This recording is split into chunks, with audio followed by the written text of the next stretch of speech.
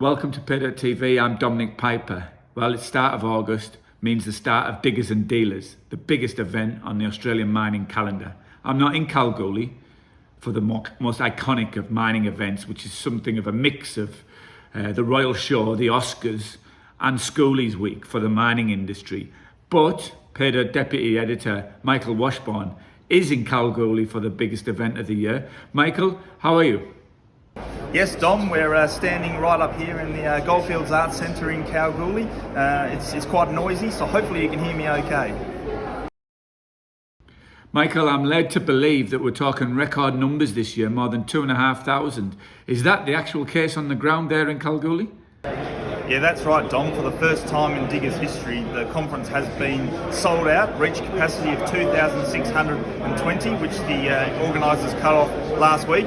And it certainly does feel like every single one of those 2,620 people are here today at the conference. They've managed to spread themselves around both inside the tent where all the booths are. It's certainly not quite shoulder to shoulder, but very tight in there. There's been almost a full house inside the auditorium where the presentations are happening. And certainly everyone's also spread around the conference venue as best as possible, also adhering to social distancing requirements where possible. Great. The keynote speaker, the opening session is always a key point of the conference. Can you tell us about the main points from this year's speaker? Well, Dr. Dambisa Moyo, being a globally recognised economist, she gave a very broad overview of where she sees the global economy going, not just for the resources sector, but also for other parts of the investment environment and climate. She had three sort of key points that she had in her presentations, those being ESG, inflation, and also the rise of China. With regards to the rise of China, she said that the economic powerhouse that has been the Chinese economy isn't going to go away anytime soon, and she expected that to remain the case for at least the next 10 years, probably longer. In terms of inflation, that's the topic that's on everyone's lips at the moment. And in that regard, she said that the economic headwinds that we're seeing at the moment look like they're going to stay that way, particularly for developing countries, but also for some of those developed countries, indicating that it's going to be quite hard to see them hitting that targeted sort of 3% growth year to year over the next little while we continue to hit these structural headwinds, as she referred to it. But the interesting one that she did put on was around ESG, where she said that the focus has really gone on just the E in ESG, that being the environment. And she said that obviously with a lot of talk about climate change and all this sort of stuff, we've got to be careful about where we look at all our focus and whether the money is being chased in the appropriate forms. So what about the rest of the programme? We've got some big hitters on the programme today. Can you tell us what have been the highlights for you so far? Yeah, certainly some big hitters, and look, at the moment everyone's eyes are all on Genesis Minerals. That's the new vehicle for Riley Finlayson, who used to be at Saracen.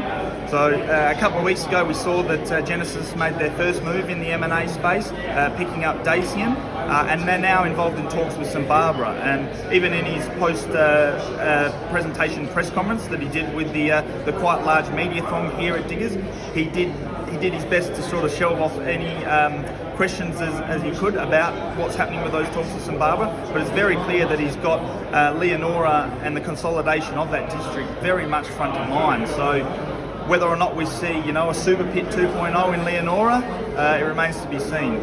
Then, of course, we've had Capricorn Metals present this morning. They're one of the contenders for the Digger of the Year award, having had a fantastic year of first production at Karlawinda. De Grey Mining is another obviously popular company on the program now, given the multi-million ounce deposit that they are looking to develop up there in the Pilbara. And just this afternoon we've had Evolution and Ramelius sort of putting out their outlooks for the year, having not finished the last financial year on the best of terms from a production sense due to these rising labour costs and inflations that we're seeing in the industry. So plenty happening on the main stage, and it'll certainly be a case tomorrow when the likes of Northern Star get up there behind the podium.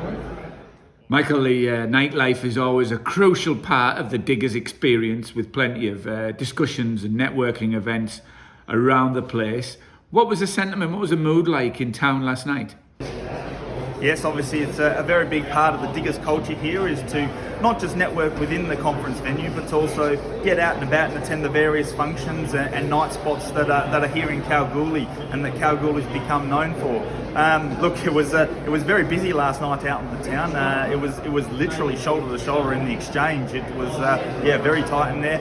Palace was very busy. There are a couple of functions that happened here. A particularly popular one was the top drill function, which had a high attendance of women, which is something that we're really looking to see here at Diggers to get more females onto the program, but also on the conference floor. So look, it's definitely happening there. There's plenty of buzz about town, and we're expecting that to remain the case for the next couple of days. Well, Michael, I must say you're looking pretty bright-eyed for the end of the first day of the conference. So thanks very much, and hopefully we'll check in with you tomorrow to see what day 2 brought us. Thanks, Dom. Yeah, we're looking forward to another good couple of days here in Kalgoorlie.